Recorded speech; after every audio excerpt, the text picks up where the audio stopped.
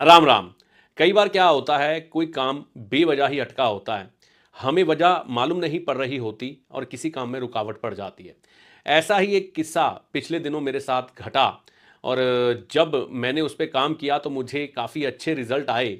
तो यही किस्सा मैं आज आपसे शेयर करने जा रहा हूँ, जिससे कि आपको भी लाभ होगा। अगर कोई प्रोफेशनल ज्योतिषी है तो वो भी इस बात पर ध्यान दीजिएगा, इस वीडियो को अगर देख रहा है।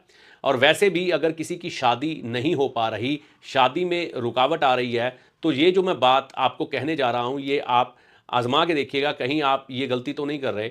गलती नहीं है, भक्ति है, लेकिन कुछ समय के लिए इस भक्ति से बाहर आना पड़ता है।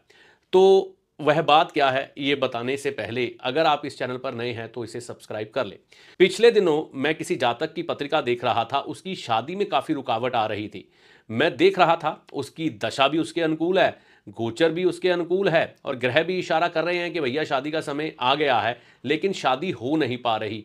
रिश्ते बिल्कुल बिल्कुल हाँ पे आकर ना हो जाती। वह लोग बड़े परेशान, कई ज्योतिषियों से उन्होंने सलाह मशवरा लिया, उपाय करवाए, लेकिन हल नहीं निकला।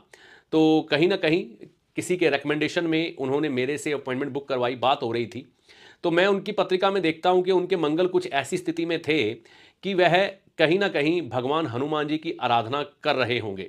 तो जब मैं उनसे पूछता हूं कि आप क्या हनुमान चालीसा या हनुमान जी की आराधना करते हैं रोज, तो उनका जो स्टेटमेंट आता है वो क्या आता है कि हमारा बच्चा तो रोज हनुमान चालीसा करके ही अपने काम पर निकलता है। मंगलवार के दिन ये हनुमान जी के मंदिर जाकर उनको सिंदूर व चोला चढ़ाता है और पूरे विधान से उनको सिंदूर का लेप भी लगाता है हमारा बच्चा, है ना।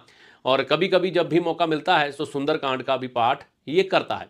देखिए, ये सभी आराधनाएं भगवान हनुमान जी के साथ जुड़ी हैं। और भगवान हनुमान जी, जैसा कि आप सभी जानते हैं, बाल ब्रह्मचारी थे। उन्होंने ये प्रण लिया था कि वह कभी गृहस्थ आश्रम में नहीं जाएंगे।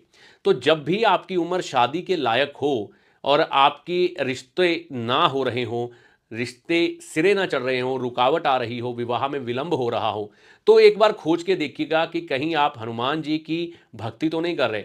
हनुमान जी की भक्ति करने में कोई दिक्कत नहीं है, मैं खुद करता हूं हनुमान जी की आराधना, भगवान श्री राम जी की आराधना। लेकिन हमें यह सोचना है कि हम किस समय किस भगवान की आराधना कर रहे हैं और वह भगवान हमें कौन सा फल देने में सक्षम है। अगर हम भगवान हनुमान जी की आराधना करके उनसे विवाह होने का वरदान मांगेंगे तो नहीं मिलेगा। वैसे भी विवाह की उम्र में जो है हनुमान जी की अत्यधिक आराधना करना, हनुमान चालीसा करना, उनकी जो प्रतिमा है उसके ऊपर सिंदूर का लेप लगाना, चोला चढ़ाना और सुंदरकांड करना उस समय उचित नहीं है। हाँ, जब विवाह हो जाए या विवाह करने की अभी इच्छा ना हो, उस समय आप ये पाठ कर सकते हैं, कोई दिक्कत नहीं है। अगर विवाह की उम्र है, रिश्ते नहीं आ रहे, रुकावटें पड़ रही हैं, विवाह हो नहीं पा रहा, तो एक बार ये बात आप अपने ऊपर लागू करके देखिएगा कि कहीं आप ये गलती तो नहीं कर रहे। मैं फिर कह रहा हूं, गलती नहीं है, ये गलती नहीं, भक्ति कभी गलती नहीं होती, लेकिन उसकी जो ऊर्जा है वो विवाह के विपरीत है। हनुमान जी की जो एक एनर्जी आप भक्ति करके लेके आते हैं ना, वो आपको ग्रस्त में जाने नहीं देती, आपकी शादी नहीं होने देती, उसमें रुकावट पैदा करती है। क्योंकि हनुमान जी ने इच्छा ही नहीं रखी थी शादी की, ठीक है ना। तो ये छोटा सा मैंने एक विवेचन निकाला था। फिर मैंने काफ़ी लोगों से जो पत्रिका दिखा रहे थे मेरे पास, उनसे ये प्रश्न किया। तो आप यकीन मानिएगा कि 10 में से 2 से 3 व्यक्ति ऐसे निकले ही जो हनुमान जी की भक्ति कर रहे थे। तो ये बात जब मैंने बाकी लोगों पर भी आजमा के देखी जिनकी शादी नहीं हो रही थी, तो अगर मेरे पास 10 व्यक्ति आते हैं जिनकी शादी नहीं हो रही, तो उनमें से 3 यही काम कर रहे थे। उनको रोका गया ये काम करने से, हनुमान जी की आराधना करने से। मैंने कहा भैया शादी कर लो, फिर आप जितनी मर्जी आराधना कर लेना। और काफ़ी अच्छे अनुभव प्राप्त हुए हमें। जिन लोगों की उम्र शादी के लायक थी, हनुमान जी की भक्ति कर रहे थे, हनुमान जी की भक्ति रुकवाते ही कुछ समय के लिए उन्हें अच्छे परिणाम प्राप्त हुए।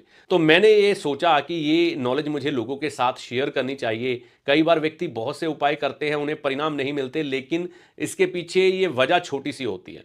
तो आप भी इस वजह को ठीक करके अपने विवाह में हो रहे विलंब को दूर कर सकते हैं और जल्द ही आपके घर में खुशियों की शहनाइयां गूंज सकती हैं। इस जानकारी को आप उन लोगों से शेयर करिएगा जिनके विवाह नहीं हो पा रहे, ठीक है। इस वीडियो में दी गई जानकारी का लाभ माता रानी की कृपा से आपको होगा। जय माता दी।